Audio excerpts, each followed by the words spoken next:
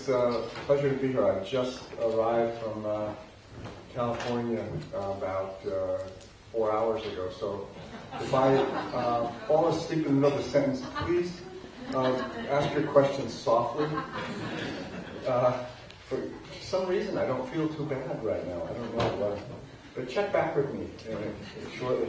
But I love coming to this country. I love Denmark, particularly Copenhagen. My two personal connections. My favorite, I'm an old jazz musician. I used to play jazz piano before I went to graduate school. And often, usually I give my whole briefing presentation. Maybe some of you have seen the work I've done on jazz improvisation. I do a presentation with have a piano and I illustrate. And I'm making myself not do that today because I've gotten into a bit of a run. I was doing the same thing over and over again, so I'm deliberately challenging myself to do it half asleep with jet lag in different areas. But the reason I say that is my favorite jazz bassist was always Niels Henning Orsted Pedersen, who I saw several times play with Oscar Peterson, my first favorite jazz pianist. And my first favorite philosopher was Kierkegaard. I've always loved Kierkegaard. I can't say that I really understand him yet, but I'm going to try and say something about Kierkegaard before this is over because it dawned on me just this morning that there's a link. I'll say part of it right now actually because I may forget. One of these Kierkegaard said that I always was drawn to, particularly at this moment, with distributed learning, distributed education. There's a piece in the front page of the New York Times today about distance education. And in the U.S., distance education is a big deal. So you can get your learning at home, sit in front of your computer, pass tests, and get a degree. Kierkegaard said that's not real learning. Remember what he wrote about? He said society went down the tubes with the invention of the newspaper. He was writing in the 19th century, so because it replaced the coffee house as the place of public dialogue and exchange of views. And I wonder what he'd say about the internet. Because what happened what's interesting, what happened with the introduction of the newspaper is people could now anonymously input an opinion with no risk to themselves, including no risk that they might change their opinion if they were in dialogue. It seems to me that trend has gotten even more dramatically out of whack since Kierkegaard's day. If you extrapolate for a minute and think about learning in front of a computer, in some ways, if you think about Kierkegaard, that's not genuine learning. Real genuine learning has to involve risk. So there's nothing to replace the experience of raising your hand in public in front of your peers with a teacher and risk saying the wrong thing. That's a condition necessary for learning itself because it's full engagement, your whole body's involved, you're fully alive at that moment, you know the consequences of what you say. But in front of a computer doing, taking tests, doing learning, is a low-risk activity. And if you follow Kierkegaard, I thought of that this morning on the way here because I was thinking about Kierkegaard. It's somewhat related to what we're talking about, but it's a theme that's been on my mind lately. Some of you may know the work of Hubert Dreyfus, the philosopher, who's written quite a bit about this. So with that in mind, I wanted to work that in, so there it is. And we may be able to come back to it because it certainly is related to this notion of, a distributed age, distributed learning, and distributed leadership. And maybe we could think of Kierkegaard's point in the background as a challenge to us. It's clearly a time where we're moving away from bureaucracies and whatnot, but if we have time before I'm done with my talk, I want to give an example of a bureaucracy that experimented with distributed leadership. I want to show a quick video clip of the U.S. Navy, the most traditional bureaucratic engineering-oriented organization in the U.S. I want to show an example of their attempt to experiment with high participation, high collaboration. So I thought I'd use like a dramatic example and see if it could trigger some dialogue between us. But clearly we're trying to move away, there's a move away from traditional bureaucracies, more participative forms. And in particular, I think we've been locked into this basic assumption of the great man theory of leadership. I'm not saying man on purpose. I've often said, if a Martian were to land in any airport, at least in the U.S., and I've noticed it somewhat in Europe as well, and go to a bookstore, they would think that Jack Welch was a god.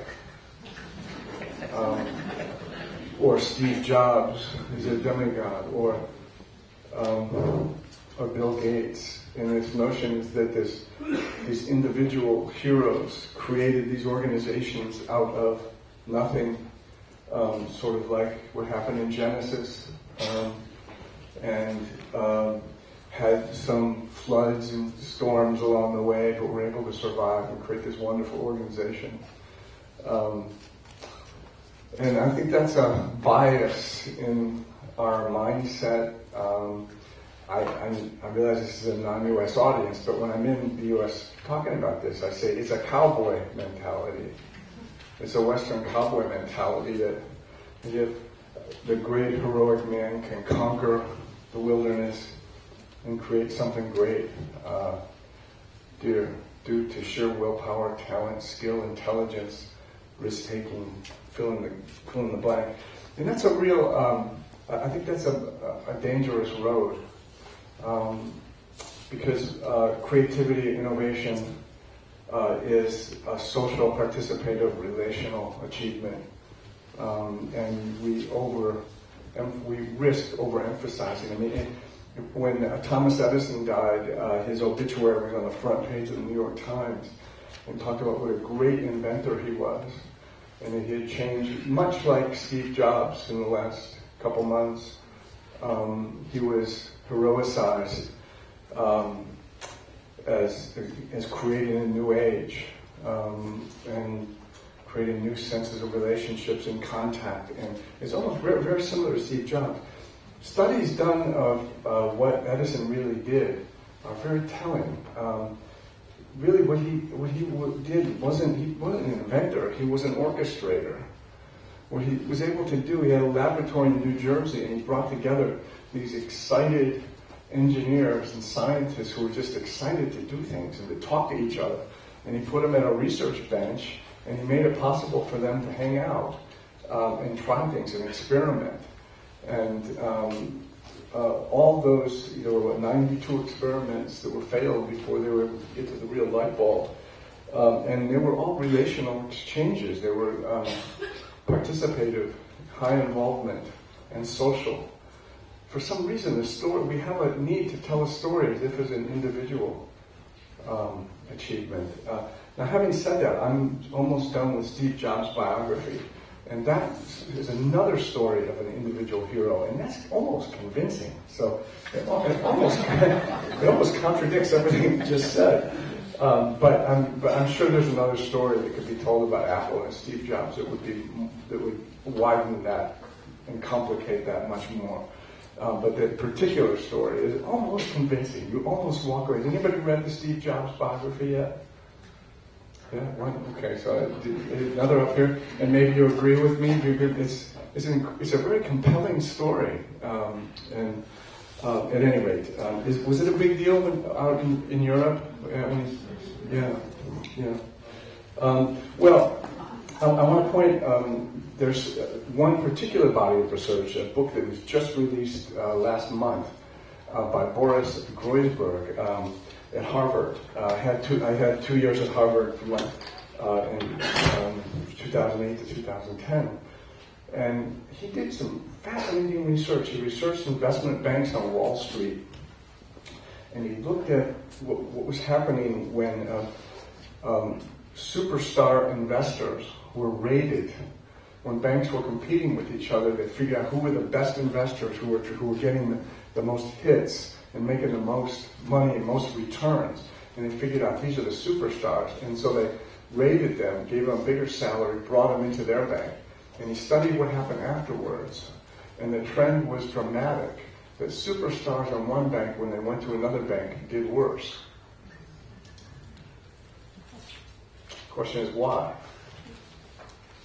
And it was overwhelming. There were a few exceptions that we could talk about later, but why would that happen? Why would these superstars in one bank, who are obviously high talents, high achievement, the evidence is in place, and so, gosh, let's get these people on our team and everything would be great. Well, one notion is, obviously, creativity, innovation, achievement is a social achievement, more so than individual, but I highly recommend it. I think that this book is going to make a big impact. One of the reviews from Fast Company I just found yesterday, and this is in the review of Boris's book. What if talent is more like an orchid, thriving in certain environments and dying in others, rather than something that an individual has inside their skin? You know, what if it's environmental, cultural, etc.? And I think those are questions we need to keep in mind as we think about distributed leadership in a distributed age. Distributed leadership is a term that's catching on. I would recommend, if you're interested, Ms. Barrett.mp4 at MIT is starting as a research project on distributed leadership. Richard Hackman is writing about this now. He has a book out just recently called Collective Intelligence. Barrett.mp4's book is called X Teams, and she's about to release another one. But a couple of synonyms that come to mind with distributed. It has to do with mobilizing. It's a shared, it's complex leadership, pushing leadership out to others so that other people can thrive, making other people brilliant or innovative, or making it possible for them to be innovative. It's leadership that inspires not just participation, but also innovation. And it calls attention to leadership as activity rather than a great man theory. It's related to some other bodies of theory, activity theory. Maybe some of you know the work of Lev Vygotsky in activity theory, the Soviet psychologist, distributed cognition, situated learning in the social psychology literature. These literatures are now starting to link, and there's this conversation about distributed leadership that's just emerging. I look for it to grow even more. But it's this notion that these practices can be spread out outside of just individual achievement to teams and even outside the firm. So in the private sector, the whole notion of open innovation. Why do we have to go? Why are we just looking for our own employees to initiate innovation? We can go outside the firm, and I'll give a couple examples of that. And clearly it can come from non-formal positions, from the bottom up. Two examples, Barrett.mp4 covers this quite a bit in her book. Procter & Gamble has gotten quite innovative with this. As everybody know, the P&G work, that they begun now to go outside their own company for innovative activities. The one big example is the Pringles potato chip. One that they went out and looked for ideas about what can we do to make the potato chip more appealing. And somebody came up with the idea, could you actually print trivia questions on them? I don't know if you've seen these. There's a trivia question on one side and the answer on the other side. I don't know why you would want to do trivia questions. Why would you print the potato chips? But they ended up doing sort of some version of crowdsourcing and found a bakery in Italy that was printing on cupcakes, and had this technology that they could use on the potato chips, and went deliberately outside, not only outside the firm, but outside the U.S. It was the process of idea generation that led to that. Was the customers were the ones that came up with the ideas. So your own customers for innovation is a new trend. And Cisco is another example. I won't go into that now, but this notion of collective intelligence and action, that large groups can organize and in collective ways. Some of you may know, if you let people loose, the organization now that's getting a lot of press and innovation literature is Google. Has anybody read much about Google's innovative culture? Raise your hand if this is becoming, because I'm sort of just trying to take temperature here. And you know about the 20% rule, right? So that people are free to go off on your own. And again, this is the notion of let people improvise and set up the conditions so improvisation can be productive. Top Coder, a firm that does software programming but has very few employees. So they contract to write software programs for companies, but the way they do it then is to crowdsource it. They advertise and say, who wants to take a shot at this? And they sometimes get as many as 30,000 people trying, putting in, soliciting to get the program. And they get really innovative and creative ideas at very low cost to them. They just let it loose in the world, this open innovation. And everybody knows the story of unbuilding the World Trade Center is another great example. It's a case study of what happened when the World Trade Center collapsed. There was no prior experience that would teach people how to unbuild it, to basically clean up this mess. And it's a great case study of how this group got together and people took initiative with no formal authority. Because there was no formal authority in charge of cleaning up a mess that big. And so it was a great example of self-organization and people assuming responsibility, assuming leadership.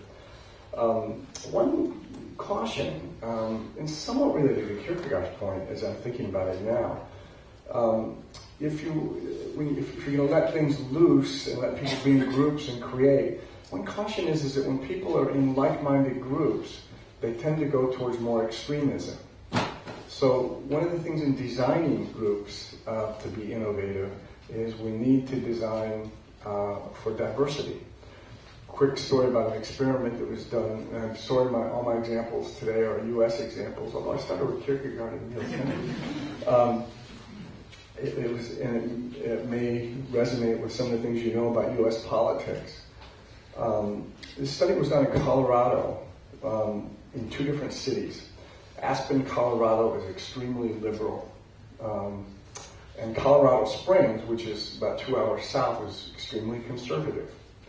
So they brought together these research participants, subjects, and took a pre-test and asked them their opinion about 2 political views that are hot in the U.S. right now. One was the abortion debate, and the other was capital punishment. I think they asked another question about tax revenue, tax increases.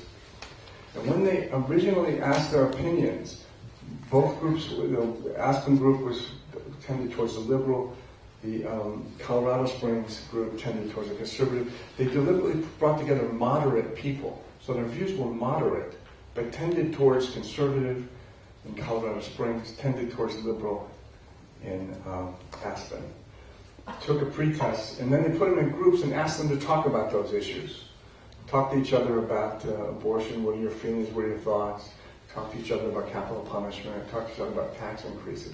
And then afterwards they went and measured their opinions. And what do you think they found afterwards?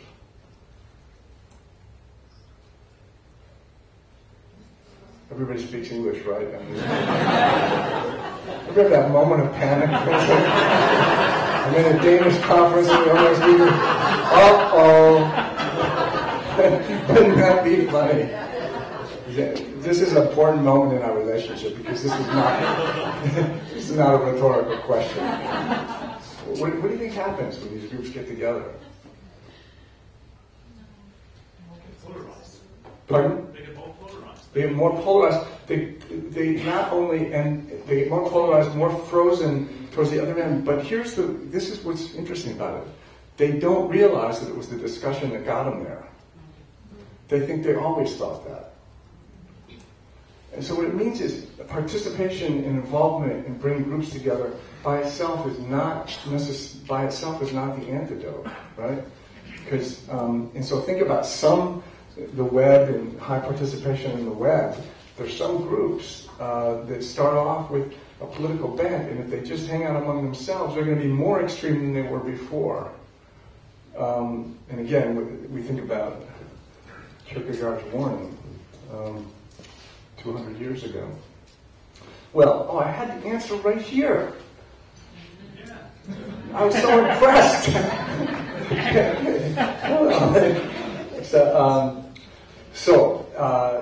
As I mentioned, that one metaphor I have in mind for overcoming the polarization is jazz improvisation, or jamming.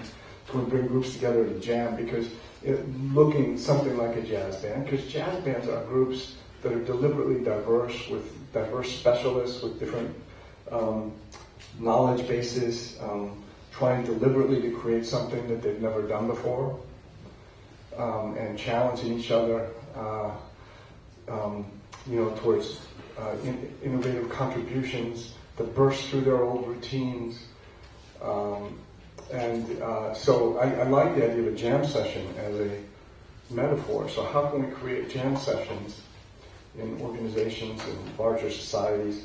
I like this expression, create sort of an architecture of serendipity. So if we can design groups, organizations, where people can discover new things along the way rather than reaffirm the original prejudice. Right? So left to our own devices, we may want to reaffirm our original bias. How can we create conditions for new discovery? I've just mentioned, of course, the explosion of leaderless groups, Wikipedia, Tea Party. Something about motivation, and to come back to the work setting for a moment. Distributed work does allow more autonomy. That's great. A lot of people have discovered this, and it does allow for higher creativity. It raises questions about motivation. Some of you may have seen this particular video that went viral, Daniel Pink's video on motivation. Monetary rewards are motivating for simple non-cognitive tasks. But if you add monetary rewards for creative, innovative tasks, motivation actually goes down. Right? So if you want people to be innovative, creative, the better your idea, the more money you'll make, your motivation for contributing actually decreases.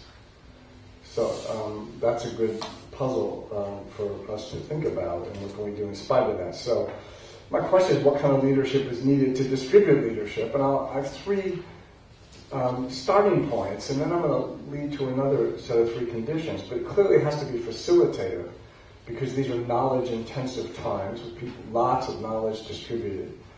It needs to be inspiring, so it's not only higher purpose, but I use the phrase higher purpose. Lots of what's happening in social entrepreneurship now, where organizations, corporations are assuming corporate social responsibility is part of the core mission now. It pulls out on people's best contributions if they know they're making a difference.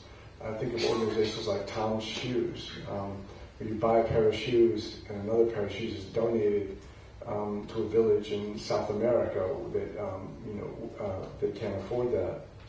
It's also network-minded leadership, and rather than individual-oriented leadership. Pay attention to networks inside and outside the boundaries of whether it's a firm or whatever the unit is. And that's a mindset that will invite improvisation. That's what I'm proposing. And I want to say that there's three shifts, I think, that we need to consider both as practitioners and also as researchers. The first being this notion of shift. We've emphasized in organizational change scholarship, we've emphasized episodic change, as if change is radical, it's introduced from the top down. Most studies of change up to this point, even longitudinal changes, have been top down change from state A to state B, or type 2 changes. Some have called it second order change, in Schein's expression. And we need to pay attention to change as continual, as incremental, as improvisation. I'll say a few more things about that. The second being that, in Denmark, you in particular have had such a affinity with design that the notion of design has really caught on lately in the management literature. There's a certain mentality associated with design as a move, rather than, I'm saying, decision making as a move, and I'll say more about that in a moment. And third, emphasis on strength-based, appreciative ways of knowing versus a deficit-based theory of development. So most of us are trained in this notion of deficit-based theory of development, is that if you want to improve something, you fix what's wrong.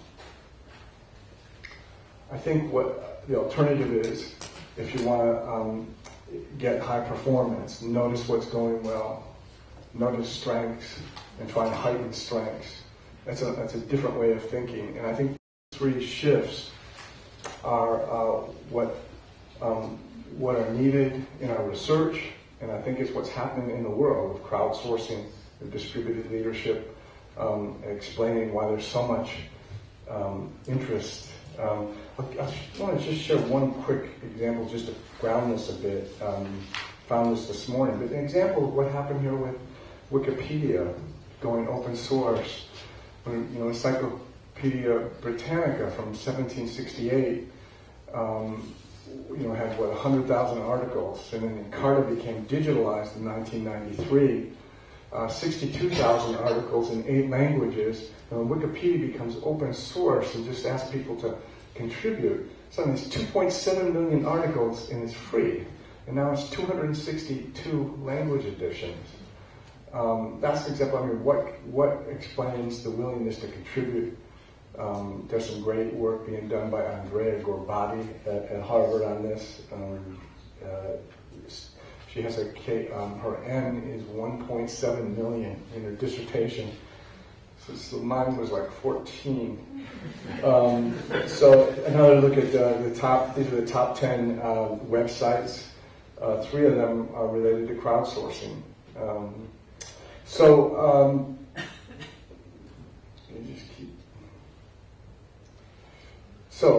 Again, I want to talk to each of these 3 points.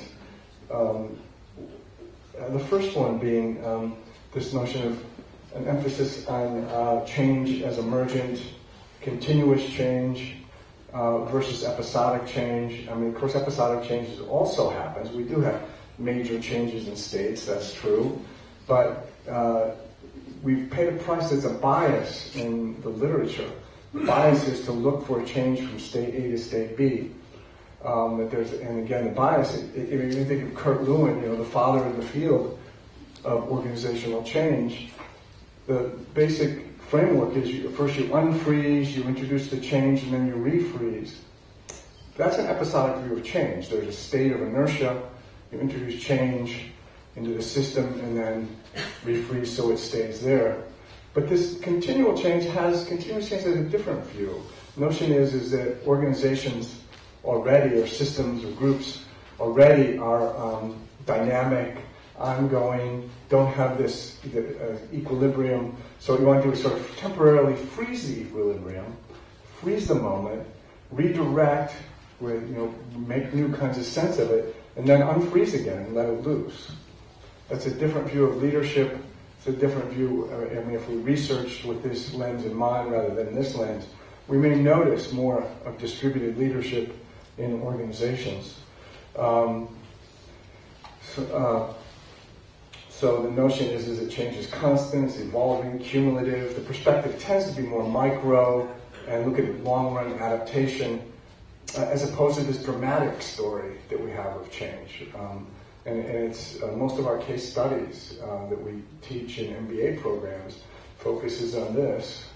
And I think it also emphasizes this notion of heroic leadership. As opposed to, I wish we had more cases, and there's some growing now, on change as continuous, emergent, because it also has implications for the change maker or the leader or the agent of change. Again, this is a prime mover notion of the person who seeks leverage points and introduces change, as opposed over here is the change maker or the change agent is someone who makes sense of the situation and maybe just changes the conversation, maybe introduces new language. The notion is that with this reframing, small conversations can have large consequences. This perspective doesn't necessarily encourage us to look at that. The second theme I would suggest for distributed leadership is an appreciation of the design attitude, or the design mentality. And again, and here are the two people I think who've done most work in the U.S., at least Roger Martin at the Rotman School, and Richard Boland at the Case Western Reserve University. And Dick Boland really is the one who started this conversation. He studied the architect Frank Gehry. Do you know Frank Gehry? Who built a business school at Case Western Reserve.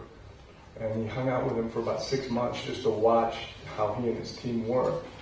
And started to realize that this design mentality is really what good leaders do all the time. And we're not building actual physical structural buildings, but designing space for people to thrive. And so if we took that metaphor seriously, it actually starts with Herb Simon, who first wrote about the design attitude.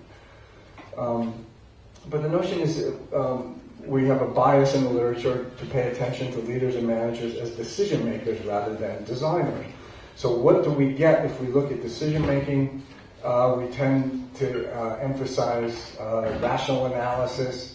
The manager or leader is detached, stepping back from the data, looking at trends, trying to minimize risk, maximize opportunities, looking at all these predetermined alternatives, choosing the best alternative. That's what a decision maker does.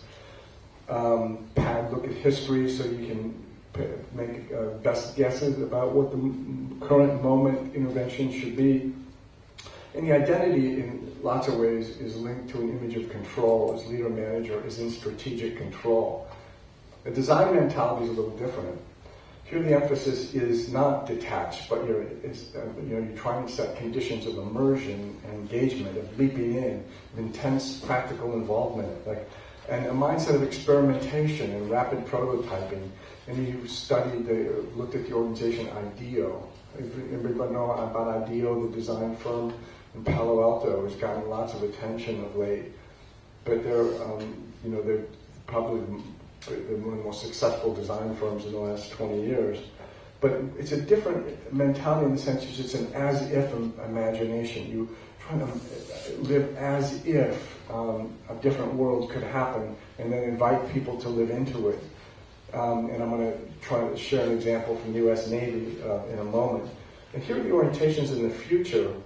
So the notion is you can't have all your ducks in a row in order to take action. Sometimes you have to act first and discover as you go.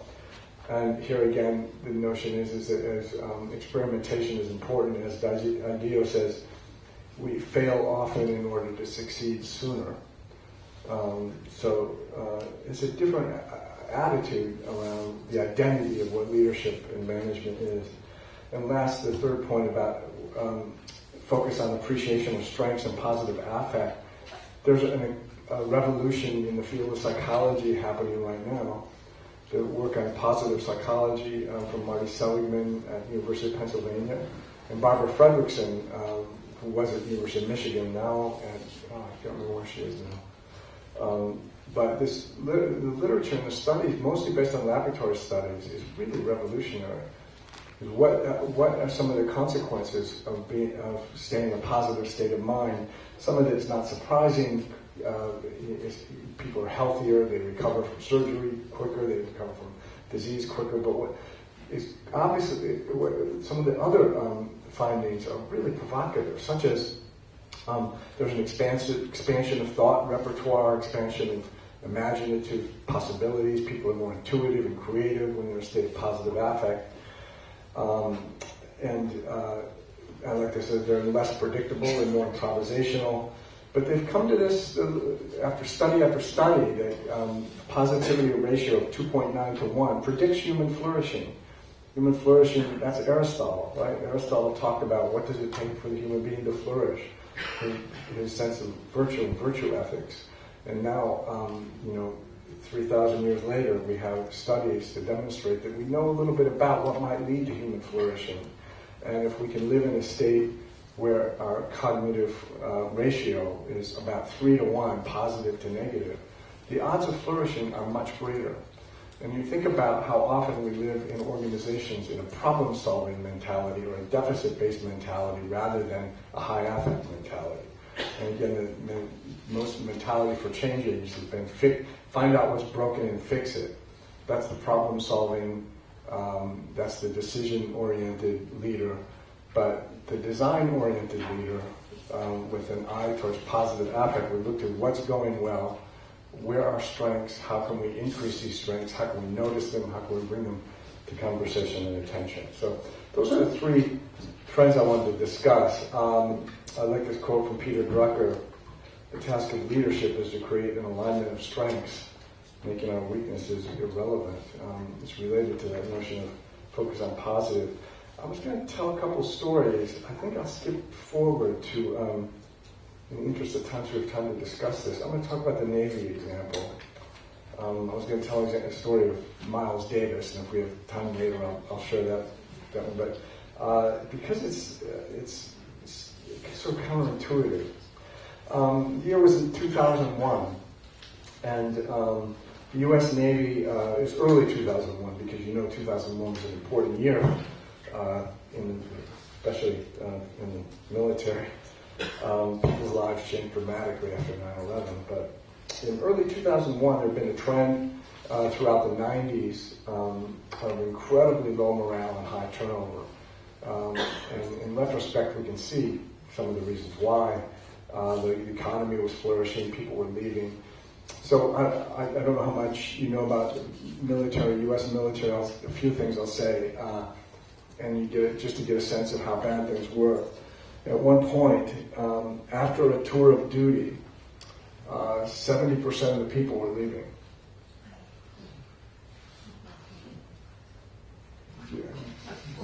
Get that? And not because they were happy. So there's lots of reasons why this happened. This former CNO, Chief of Naval Operations, had committed suicide. That's how bad things had gotten. There was cases of the sexual harassment that had been in the news. You might remember the tailhook scandal, and know about the tailhook scandal. So there were lots of reasons why things weren't why the culture was in trouble. A new CNO took over, Chief of Naval Operations. His name was Vern Clark. And he heard about some of this research on flourishing, appreciative inquiry, positive affect, and decided to take try and look at this situation slightly differently.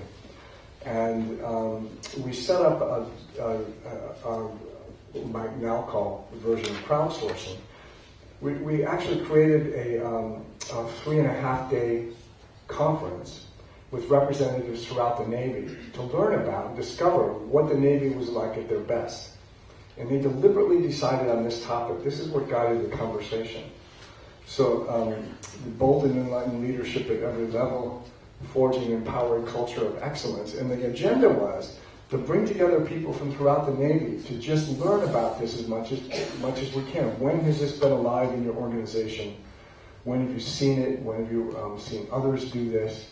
And it was deliberately designed for 2 days to discover this in the past life of naval officers. And just so you see what there were 265 people there. In fact, it was done in December of 2001. And this is significant because it was after 9/11. So he could have called it off. I mean, there's a good reason to call it off, because we had invaded Afghanistan at that point, and there were 16 admirals in one room, which is a terrorist dream. If there had ever been a terrorist attack on that room on that day, it would have decimated the U.S. Navy. So it was a high-risk strategy to do this event. Every rank, every community, there are several communities in the Navy: surface warfare, submarines, aviation, SEALs, and have this conversation about, I'll just briefly show you what the conversation looked like. What we call Map the Positive Core. The first day is to talk about all the times in your own life you've experienced this empowered culture of excellence, where you've seen it, where you've seen it in others. And then the second day was to sort of create an ideal vision. And that's why I want to show you with this next video. So I'm going to show you this video. We asked people, and keep in mind what I said about the design mentality. The design attitude is to act as if a future state is alive and well now. What I said about the design mentality is it's a life of practical engagement and experimentation. It's a time of sort of proposing wildness and seeing what it's like to live as if it were true.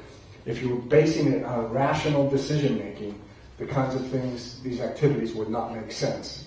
So I'm going to show you 2 or 3, and we asked people after they did day 1, talk about the positive, we asked them to imagine what the Navy could look like in the future. And they acted it out in skits. So these are surface warfare officers, aviators, there's one Navy SEAL in here. And what I want to highlight for you, you'll listen to these skits for a moment. Listen to the response of the crowd, because there's about 300 people listening to this live. Listen to the response of the crowd to the proposals that they make. And then let's have a conversation about this. See if I can.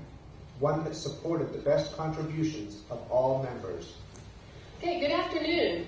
I'm Diane Flyers of CNN, and I'm here today on board USS Clark with Ensign John Chambers III. We're here to discuss life in one of the most exclusive and elite services on the planet. In fact, the U.S. Navy was most recently named so they're asked to imagine 10 years from now by Fortune Online. So, Ensign Clark, please tell me about a typical day in the life of a sailor. Well, when I wake up on the finest warship, what I do is I put on my personal communication device. This allows me to see the challenges that my subordinates have taken while I've been asleep. It lets me know what my CO has given me. Lets me know what my CO has given me to do today. And also at the same time, my subordinates are doing the exact same thing, and they can also see the mission and the challenge that we have to do today. Excellent. Well, how has the Navy empowered you to be successful? It has empowered me by the way we communicate, by the way that I am able to keep in touch with the people at home, and the way that it allows me, the dynamic way we can do our job. Great. So, in fact, how do you balance your work and your home life, given that you're away from home for such a significant portion of your life? It's like I'm virtually there. With the connectivity that we are given, I'm able to help my kids with homework, read them a story. I'm able to see the problems with my wife has, and also able to calm her and tell her what a beautiful haircut she just got. We all know how important that is. Master Chief, 10 years ago, we saw a service that, for the biggest part of society, we looked at you as chipping paint and swabbing decks and chipping more paint and swabbing decks. What's happened now with this new cutting-edge technology whereby people from high school are flocking to the Navy because they know they'll get their hands on the latest and greatest technology, not only for the warfighter, but also for the professional and the personal development of sailors, being able to take college courses, for example, while you're in the Persian Gulf. Yeah, I got my PhD while I was in the Gulf. We no longer have enlisted or officer ranks. We have one seamless rate structure from L1 through L20. When I first joined the Navy, I was and my story about you get a sense of what that activity was like. And let me try to find this. So that was 10 years ago, 2001. Okay? Ask people, again, think about what this event was as an example of paying attention to continual change rather than unfreeze, introduce this change and refreeze. They temporarily stopped day-to-day activity in the Navy, redirected the conversation, and then let people loose again, see what happens. There was no plans, no top-down plans. To say that there's no top-down plans about something change in the U.S. Navy and to have the change happen would be the next thing to discover and fire. There was a focus on positive strengths, what it's like when you're empowered, so appreciation. And third is the design mentality, that act as if it's true and see what happens. And there's a playfulness about it, experimentation you can see there. 10 years later, a couple things come out of this with no single decision maker initiating it. It was experiments on the margins in the Navy culture.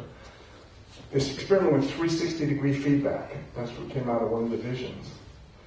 360-degree feedback in the U.S. Navy. Do you get what that means? Like, so the Navy, you get, your promotion is dependent upon how your supervisor rates you. Well, now they put in this experiment,